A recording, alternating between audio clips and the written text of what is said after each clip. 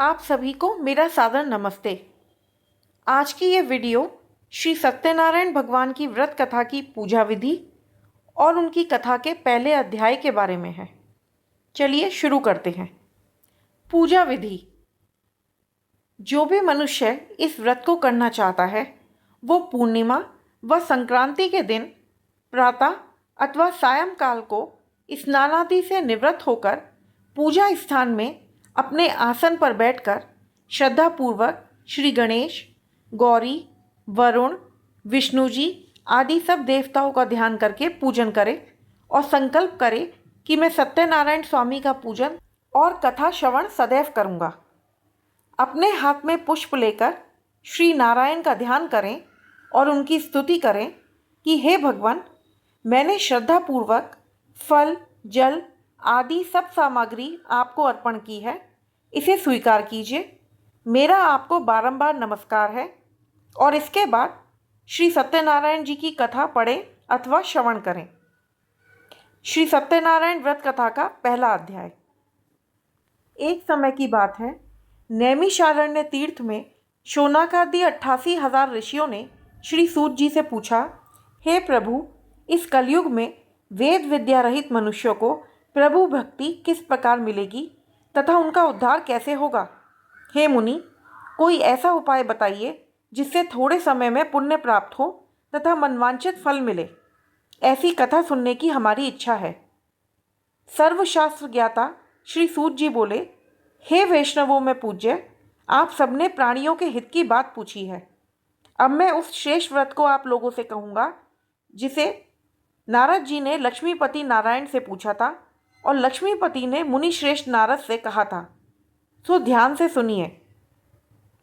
एक समय योगीराज नारद जी दूसरों के हित की इच्छा से अनेक लोकों में घूमते हुए मृत्यु लोक में आ पहुँचे। यहाँ अनेक योनियों में जन्मे हुए प्रायः सभी मनुष्यों को अपने कर्मों द्वारा अनेक दुखों से पीड़ित देखकर सोचा कि आखिर ऐसा क्या प्रयत्न किया जाए जिससे निश्चय ही इन प्राणियों के दुखों का नाश हो सके। ऐसा विचार मन में रख के वो विष्णु लोक में गए। वहाँ वह देवों के ईश नारायण की स्तुति करने लगे, जिनके हाथों में शंख, चक्र, गद और पद्म थे, गले में वरमाला पहने हुए थे।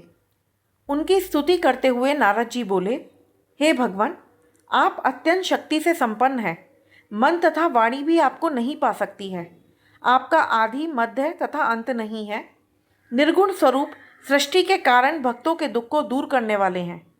आपको मेरा बारंबार नमस्कार है। नारद जी की ये स्तुति सुन विष्णु भगवान बोले, हे मुनिश्रेष्ठ, आपके मन में क्या बात है?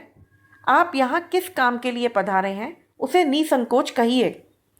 इस पर नारद मुनि बोले कि हे प्रभु, मृत्यु लोक में अनेक योनियों में जन्मे मनुष्य अपने कर्मों के द्वारा अनेक दुखों से दुखी हो रहे हैं।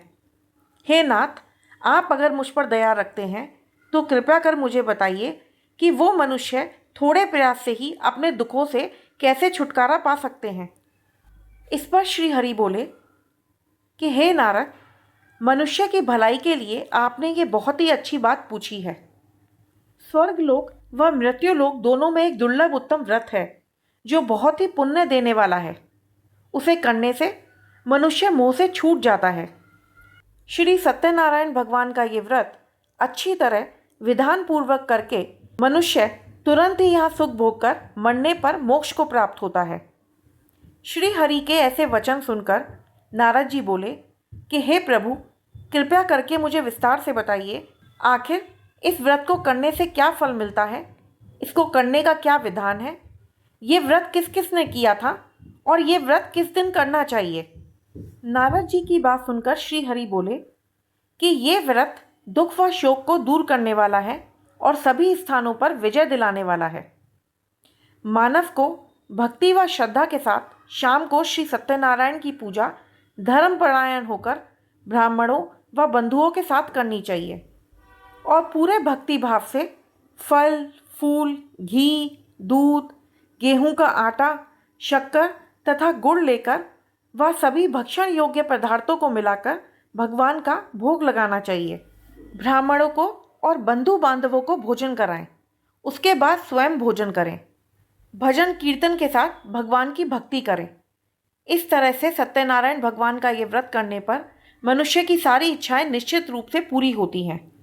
मृत्यु लोक में अर्थात कलयुग में मोक्ष का यही एक सरल उपाय है। श्री सत्यनारायण व्रत कथा का पहला अध्याय संपूर्ण। बोलिए श्री सत्यनारायण भगवान की जय।